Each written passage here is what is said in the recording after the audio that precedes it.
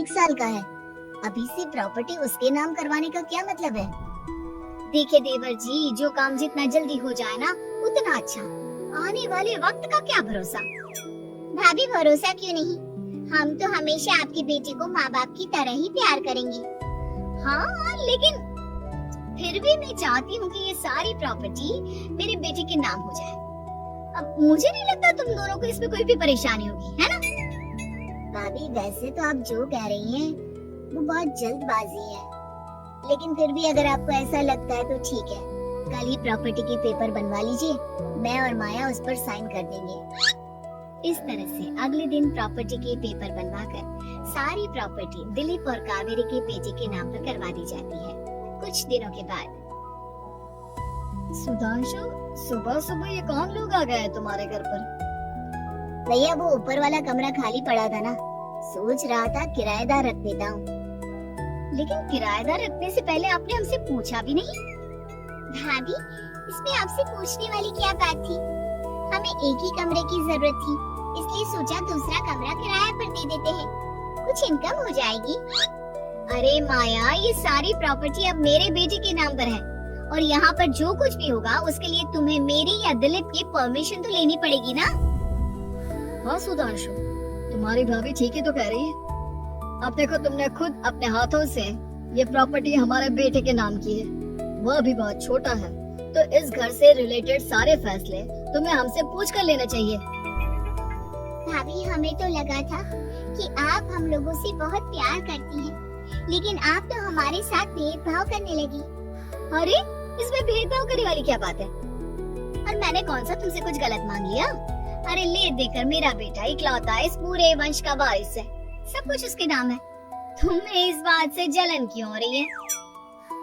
भाभी माया को जलन नहीं हो रही, वो तो बस ऐसे ही कह रही थी। सब जानती हूँ मैं, इसकी खुद की तो कोई औलाद पैदा नहीं हुई, बस इसीलिए जब देखो तब मेरे बेटे पर बुरी नजर डालती रहती है। देखो माया, कावेरी तुमसे बड़ी है, वो जैसा कहती है वैसा करो। और वैसे भी इस घर पर अब तुम लोगों का कोई अधिकार नहीं है, वो तो हम लोगों की भलाई समझो जो तुम्हें अभी तक यहाँ रहने दिया है।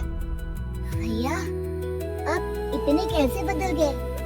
इस प्रॉपर्टी ने आपके दिल से हमारे लिए प्यार पूरी तरह खत्म कर दिया है क्या? इसी तरह वक्त बीतता जाता है और देखते देखते दिलीप और कावेरी का बेटा प्रणव 25 साल का हो जाता है और उसकी नौकरी लग जाती है। पापा आज मेरा अपॉइंटमेंट लेटर आ गया है, मैंने सिंगापुर में जॉब ज्वाइन कर ली है।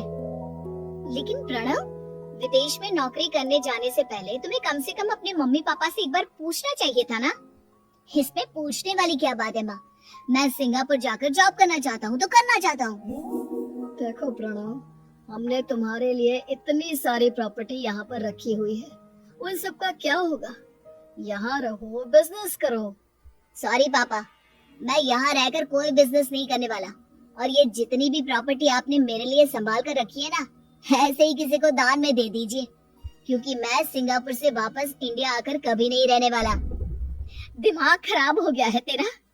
जानता नहीं, तेरी वजह से हमने तेरे चाचा चाची से लड़ाई करके पूरा घर तेरे नाम करवा दिया था। हाँ तो ऐसा करने से पहले आपको सोचना चाहिए था ना। और मम्मा, मैं तो वैसे भी उस वक्त 1 साल का था, मेरा इस मैटर से कोई लेना देना नहीं है। कैसी बात कर रहा है ये लड़का? अरे तेरी वजह से अपने छोटे भाई से दुश्मनी लेकर बैठा हूँ मैंने तो उसे घर से भी निकाल दिया। जानता नहीं तू, बाजू वाले घर में एक छोटा सा कमरा किराए पर लेकर रहते हैं तेरे चाचा चाची, और ये सब मैंने तेरे लिए किया। देखिए पापा, आपने जो कुछ भी किया अपने लिए किया, मैंने आपसे कब कहा था कि मुझे ये प्रॉपर्टी और घर चाहिए? और वैसे भी अपने भाई के साथ इस तरह का बिहेव करके आपने कोई अच्छा काम तो किया नहीं। तू सही कह रहा है बेटा, हमने तेरे चक्कर में अपने छोटे भाई जैसे देवर और बहन जैसी देवरानी को इस घर से निकाल दिया।